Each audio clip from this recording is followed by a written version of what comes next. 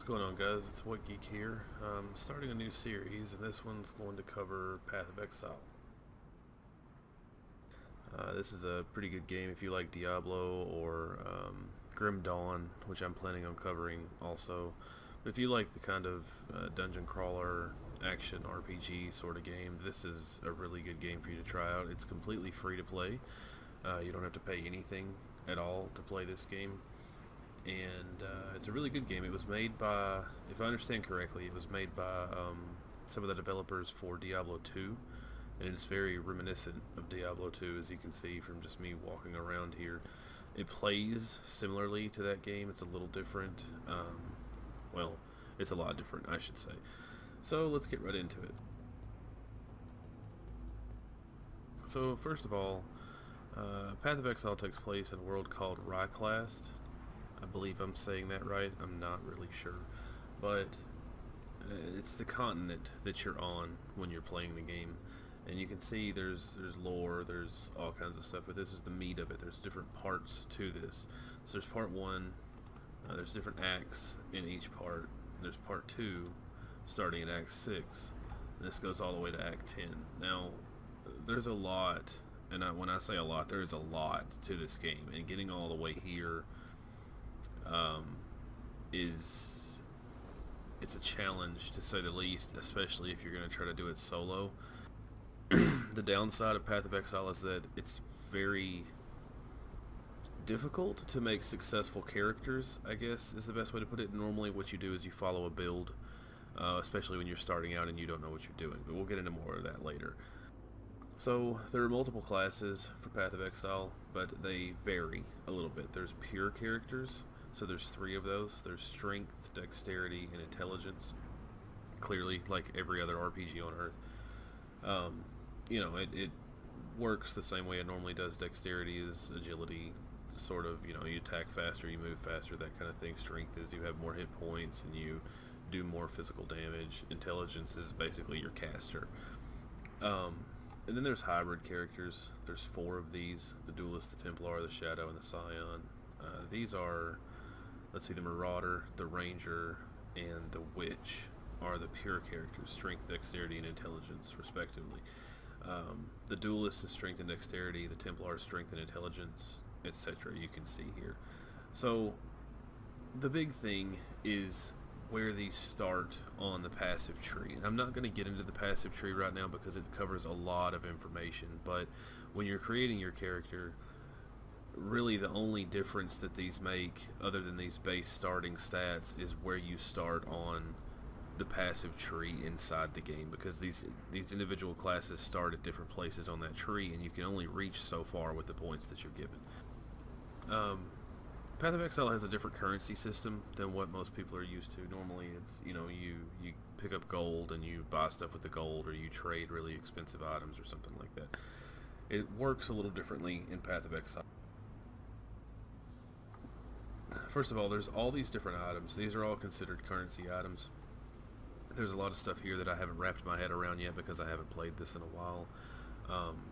But basically the long and short of it is that everything equates to either Chaos Orbs or Exalted Orbs. They call these X's, and they call these Chaos. So when you go to buy an item, if you want to buy an item, you're going to pay probably in Chaos or Exalted, or the equivalent of. So I don't know what the ratios are off the top of my head, but I want to say 1 Vol Orb is worth like 1.5 Chaos. And you can look all this stuff up. I'll add links and everything else to these videos to help you guys out getting started. But generally you don't worry about this until later on, when your character's, you know, 50 or 60 or so, and you have to buy linked items and stuff to finish out your build. But as you can see, there's a lot of currency items, and these all equate to Chaos or Exalted Orb. Items in Path of Exile are generally what you would expect in a RPG like this. Like there's the normal, you know, white, blue, yellow, and orange. Orange is unique. Legendaries, whatever you want to call them. But then there's more to it than that. There's currency, clearly, which we just talked about, but there's divination cards, quest items, gems, prophecies, microtransactions, which we'll talk a little bit about in a minute, and decorations. So the main thing is that clearly there's equipment. The equipment is all, the different colors. And then you get into currency, which is all gold, which I think it'll show up here. Yeah, it'll show up this gold text where it says apprentice cartographer section up there. That's, you can always tell those are currency items because they drop with that color on the ground. Divination cards you have to get sets of these and turn them into a guy. I think he's in Act 3. I'm not really sure. I don't remember what act he's in, but you turn the cards into the guy and he will give you items back if you get enough cards, or he'll give you different things. So that's pretty cool. They're pretty rare. Quest items are always green. It's a quest item. Gems is where the game gets a little bit interesting. Between gems and passives, the passive tree, it starts to get a little crazy. I'm not going to go into that at the moment, but just know that when you start a character, you don't get you don't get a ranger that automatically has I don't know, split shot or something like that. You have to pick up these gems and put them in your equipment to give you these skills. And like I said, we'll get into more of that later. Prophecies I still haven't completely wrapped my head around. I know they basically add content to the game, so you'll pay a silver coin, which is another item that gets dropped, and you'll pay that to Navali right here, this lady.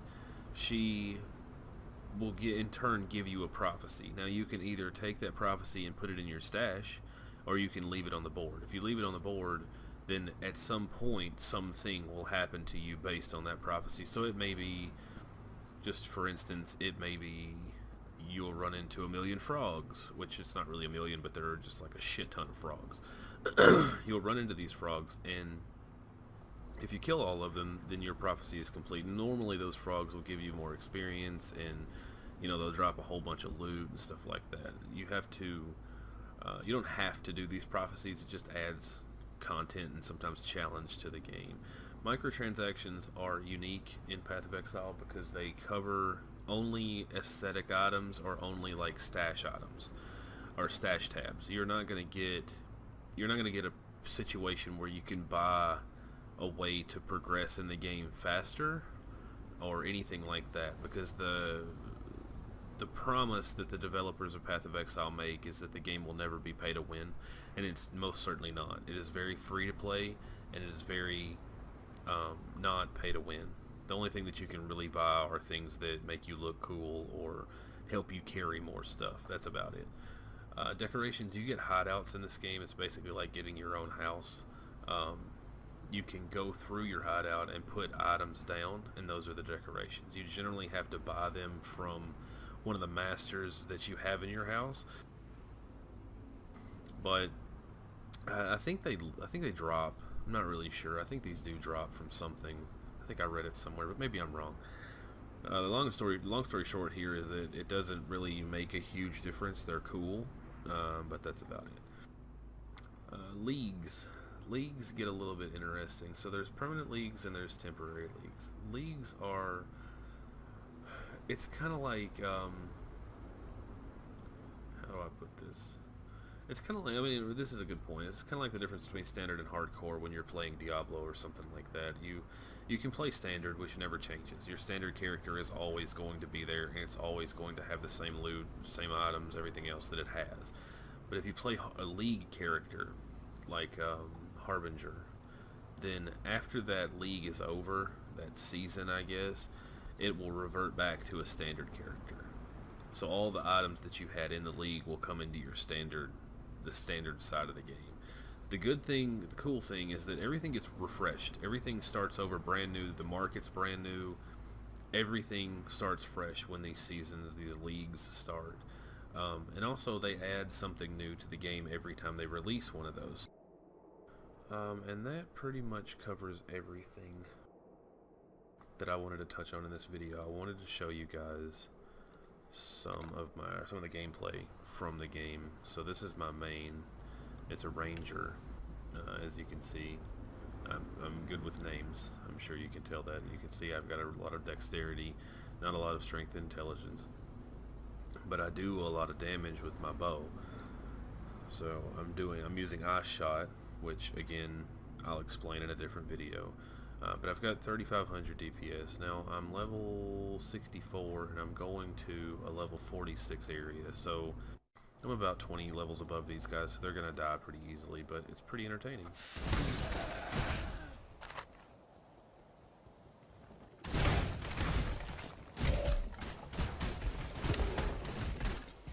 And see, this is currency, so I'm going to pick this up.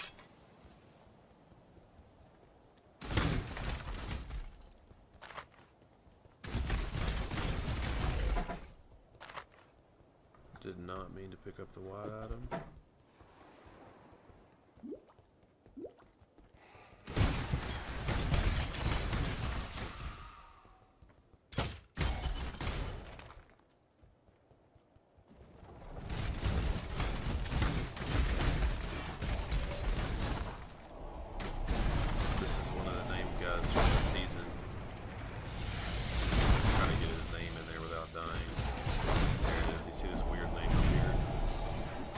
Blue guys that he spawns, I have to kill them to do damage to him, and then once he runs out of life, he drops these shards, and these shards combine together to make different currency. So if I get a bunch of alchemy shards, I'll get an orb of alchemy, that kind of thing.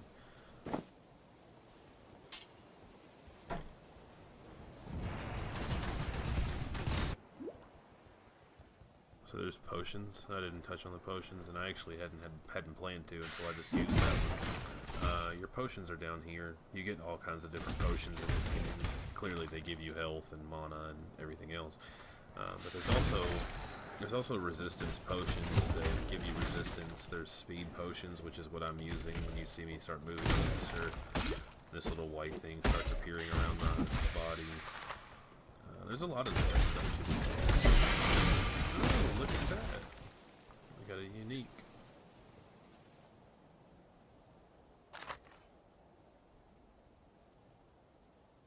It's actually not a bad necklace. I haven't seen that one before. But I haven't played in the new league much, so that's pretty cool. This guy.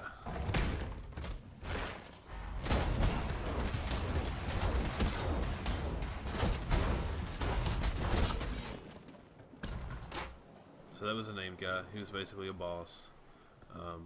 Being that I'm 20 levels higher than he is, it wasn't a real challenge. But when I first came through here on this character, he really gave me a hard time. He would one-shot me. Actually, he would hit me one time and kill me.